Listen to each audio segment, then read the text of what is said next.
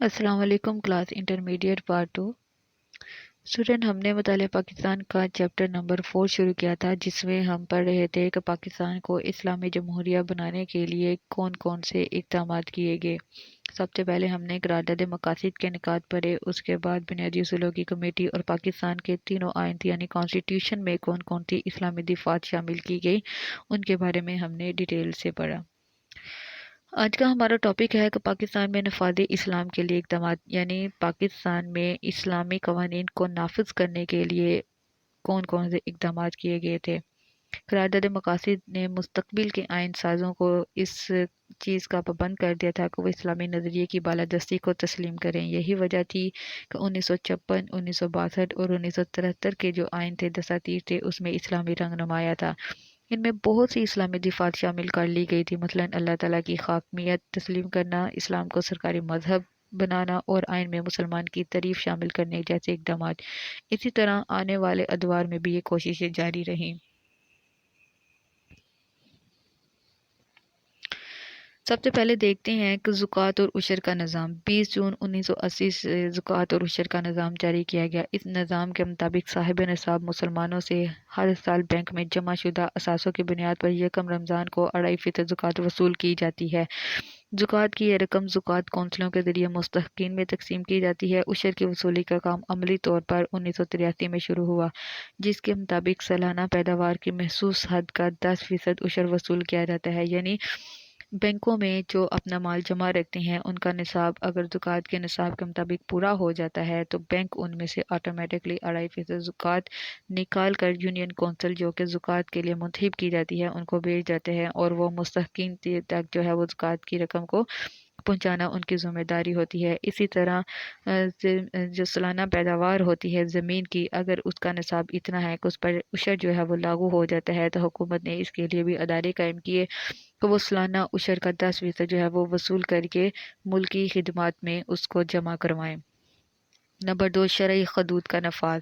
شرعی حدود یعنی اسلام نے جو سزائیں قرآن پاک میں اور احادیث میں جو سزائیں مقرر کی گئی ہیں جن جرائم کی، ان کو ملک میں نافذ کیا جائے۔ 10 فروری 1979 کو شرعی حدود کا آرڈیننس نافذ کیا گیا، جس کے مطابق چوری، شراب نوشی اور زنا کے جرائم پر شرعی سزائیں دینے کے احکامات جاری کیے گئے، جیسے کہ قرآن پاک میں چوری کی سزا ہے ہاتھ کاٹنا، السارق والسارقۃ، تو آئین میں یہ شامل کیا گیا کہ شرعی حدود کا نفاذ کیا جائے گا، یعنی چوری کرنے والے کے ہاتھ کاٹے جائیں گے۔ شراب اور نوشی اور زنا کرنے کے جو سزائیں اللہ تعالیٰ نے قرآن پاک میں واضح طور پر بیان کی گئی ہیں کہ ان کو کوڑے لگائے جائیں یا ان کو سنگسار کیا جائے، ان سزاؤں پر عمل کیا جائے گا۔ لیکن بدقسمتی سے یہ صرف آرڈیننس پاس کیا گیا، اگر ان سزاؤں کا صحیح طور پر ملک میں نفاذ کیا جاتا تو ابھی تک پاکستان میں جرائم کی جو پرسنٹیج ہے وہ کافی حد تک کم ہو چکی ہوتی۔ لیکن ہم دیکھتے ہیں کہ پاکستان میں ہر قسم کا جرم جو ہے وہ سرعام کیا جاتا ہے، کیونکہ یہاں پر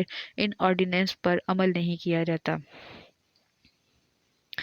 اگر ہم سعودی عرب کی مثال لیں تو سعودی عرب کا کچھ سالوں پہلے یہی قانون تھا کہ وہاں پر شرعی حدود کا نفاذ کیا جاتا تھا، چوری کرنے والوں کے ہاتھ کاٹ کیے جاتے تھے۔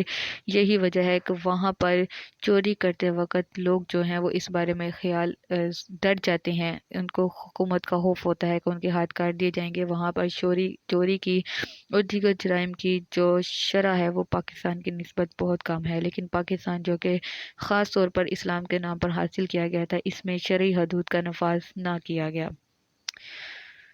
نمبر 3، سود کا خاتمہ۔ سود سے نجات حاصل کرنے کے لیے 1 جنوری 1981 سے نفع اور نقصان کی بنیاد پر کھاتے کھولے گئے، اور 1 جولائی 1984 سے تمام سیونگ اکاؤنٹس کو PLS کھاتوں میں تبدیل کر دیا گیا۔ اس کے علاوہ سرکاری تحویل میں کام کرنے والے مالیاتی اداروں نے بھی شراکت کی بنیاد پر قرضے جاری کرنے شروع کر دیے، یعنی وہ لوگ جو سود پر قرضے لیتے تھے ان کو ختم کرنے کے لیے بینک نے نفع اور نقصان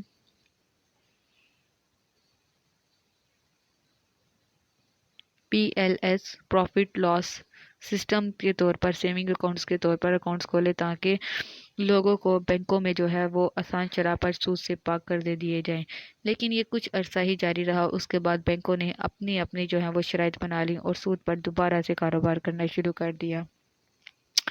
اس کے بعد شرعی عدالتوں کا قیام 10 فروری 1979 کو ایک آرڈیننس کے ذریعے تمام ہائی کورٹس میں شریعت بینچ قائم کر دیے گئے، یعنی ایک ایسا بینچ کمیٹی بنائی گئی جس میں علماء کرام کو شامل کیا گیا اور علماء کرام کو جج کے طور پر شامل کیا گیا۔ مئی 1980 میں شریعت بینچوں کی بجائے وفاقی شرعی عدالت قائم کی گئی جو ماتحت عدالتوں کے فیصلوں کے خلاف اپیل سنتی تھی اور اسلام کی تشریح کرتی تھی۔ وفاقی شرعی عدالت کے فیصلوں کے خلاف اپیل کی سماعت سپریم کورٹ کا بینچ کرتا ہے۔ یہ عدالت اسلام سے متصادم قوانین اور اقدامات کو کالعدم قرار دے سکتی ہے، یعنی اگر کسی عدالت میں اسلامی قوانین کے خلاف فیصلہ دیا جاتا ہے تو ملزمین اپنے فیصلے کی اپیل جو ہے وہ سپریم کورٹ میں کر سکتے ہیں۔ سپریم کورٹ اس بات کا فیصلہ کرے گی کہ کیا فیصلہ جو کیا گیا ہے، جج نے جو فیصلہ کیا ہے ہائی کورٹ کے جج نے، کیا وہ اسلامی قوانین کے مطابق ہے یا نہیں۔ اسلامیات کی لازمی تعلیم۔ تعلیمی نظام کو اسلام سے ہم آہنگ کرنے کے لیے تمام کلاسوں میں اسلامیات کی تعلیم لازمی قرار دے دی گئی۔ نمبر 6، احترام رمضان آرڈیننس۔ ماہ رمضان کے احترام کے لیے ایک آرڈیننس جاری کیا گیا اور احترام رمضان نہ کرنے والوں کو 3 ماہ قید اور 500 روپے جرمانہ کی سزا دی جا سکتی ہے، یعنی رمضان میں جو دن کے وقت کھانے پینے کی شاپس اوپن رکھتے یا وہاں پر بیٹھ کر سر عام جو ہے وہ کھانا کھاتے، ان کو 3 ماہ کی قید اور 500 جرمانہ سزا دی جاتی تھی تاکہ رمضان کا احترام کیا جائے۔ اہتمام نماز۔ سرکاری دفتروں، اسکولوں اور کالجوں میں ظہر کی نماز کا اہتمام کیا گیا۔ لوگوں کو نماز پر راغب کرنے کے لیے نماز کی کمیٹیاں قائم کی گئی جو مسجدوں، مدرسوں، محلوں میں جا کر لوگوں کو نماز سکھاتے تھے اور نماز کی ترغیب دیتے تھے۔ یا دفتروں، اسکولوں اور کالجوں میں بچوں کو نماز کا ایک پیریڈ رکھا جاتا تھا جس میں بچوں کو باقاعدہ طور پر غلطیوں سے پاک نماز کا صحیح طور پر طریقہ اور اس کی افادیت اور اس کی اہمیت اسلام کے مطابق کیا ہے اس کو وہ بیان کی جاتی تھی۔ لیکن یہ سسٹم بھی کچھ عرصہ ہی چلا، بعد میں کچھ ہی عرصے بعد یہ سسٹم رد کر دیا گیا اور اسکولوں، کالجوں اور دفتروں میں ظہر کی نماز کی جو ایک پیریڈ تھا وہ ختم کر دیا گیا اور نماز کمیٹیاں بھی جو تھی وہ برائے نام بن کر رہ گئیں۔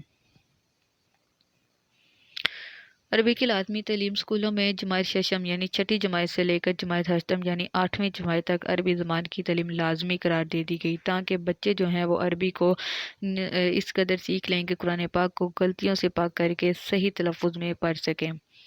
بین الاقوامی اسلامی یونیورسٹی کا قیام۔ 2 جنوری 1981 سے اسلام آباد میں بین الاقوامی اسلامی یونیورسٹی نے کام کرنا شروع کر دیا جو اسلامی قانونوں کے ہر پہلو پر تحقیق کرتی ہے، یعنی ایک ایسی یونیورسٹی قائم کی گئی جو کہ بین الاقوامی پورے ملک میں رائج ہونے والے اسلامی قوانین کو اسلام کے پہلوؤں پر تحقیق کرتی ہے کہ کیا یہ اسلام کے مطابق ہیں یا نہیں، اور جو قوانین بنائے گئے ہیں ان میں نئے دور میں اسلام کے مطابق جو مسائل ہیں ان کا حل کس طرح سے نکالا جا سکے۔ دینی مدارس کی سرپرستی۔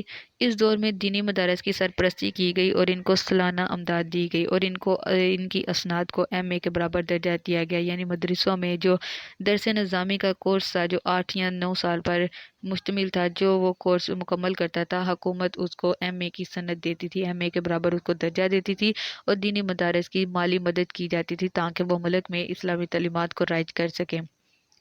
اب دیکھتے ہیں کہ اسلامی قوانین جو بنائے گئے تھے ان کے نفاذ میں کیا کیا مشکلات آئیں۔ عملی طور پر پاکستان کا آئین اسلامی اصولوں پر استوار ہے، یعنی آئین جو لکھا گیا ہے اس میں اسلامی اصول جو ہیں وہ شامل کیے گئے ہیں۔ قرارداد مقاصد کے تحت وقتاً فوقتاً جو اقدامات تجویز کیے گئے ان پر خلوص دل سے عمل درآمد نہ ہو سکا، جس کی بنیادی وجہ کیا ہے کہ وہ چند با اختیار لوگ جو انگریز کے بنائے ہوئے قوانین کو ترک کرنے کے لیے تیار نہیں تھے، یعنی وہ لوگ جو انگریزوں کی بنائی ہوئی بناوٹی کشش میں آ کر ان کے قوانین کو ترک نہیں کرتے تھے، ان کی وجہ سے اسلامی قوانین کا ملک میں نفاذ نہ ہو سکا۔ ہمارے ملک کا ایک طبقہ جو ہے وہ ملک کو سیکولر ریاست بنانے کے لیے کوشاں ہے، یعنی آزادانہ مغربی طرز پر جو ہے وہ اس کو لے جانے کے لیے تیار ہے۔ ان افراد کی سازشوں کی بدولت اسلامی قوانین کا نفاذ نہ ہو سکا۔ اس کے علاوہ علماء کے مختلف طبقوں نے اسلامی قوانین کی تشریح اپنے اپنے نقطۂ نظر سے کی، یعنی علماء کرام بھی اپنے جو فرائض سے ان میں کوتاہی کر گئے، وہ بجائے اس کے کہ اسلامی قوانین کی تشریح کرتے علماء کرام نے اپنے طبقے اور فرقے بنا لیے اور ہر ایک اپنے اپنے فرقے اور طبقے کی جو نقائص ہیں ان کو بیان کرنے میں مصروف ہو گیا۔ اسلامی قوانین کو نافذ کرنے میں اسلام کے متعلق مختلف نعرے لگائے اور اسلامی قوانین کے سلسلے میں ابہام پیدا کیا۔ یعنی علماء اکرام نے اسلام کو اپنے اپنے طبقے کے مطابق لے کر چلنے کے لیے اپنے اپنے کے مطابق کوئی نعرے لگائے، اور اس طرح سے اسلامی قوانین میں لوگوں کو ابہام پیدا ہو گیا۔ عوام الناس کی ناخواندگی اور ملکی معاشی حالت بھی اسلامی قوانین کو نافذ کرنے میں رکاوٹ ہیں۔ اسٹوڈنٹ، یہ ہمارا چیپٹر نمبر 4 کا ایک اور اہم ترین لانگ کویسچن تھا کہ ملک میں اسلامی نفاذ اقدامات کو نافذ کرنے کے لیے کون کون سے اقدامات کیے گئے، اسلام کے اصولوں کو اپنانے کے لیے حکومتی سطح پر کون کون سی کوششیں کی گئی، اور کس طرح سے ان میں جو ہے وہ مشکلات کا سامنا کرنا پڑا۔ اسی کے ساتھ ہمارا یہ ٹاپک جو ہے کمپلیٹ ہوتا ہے۔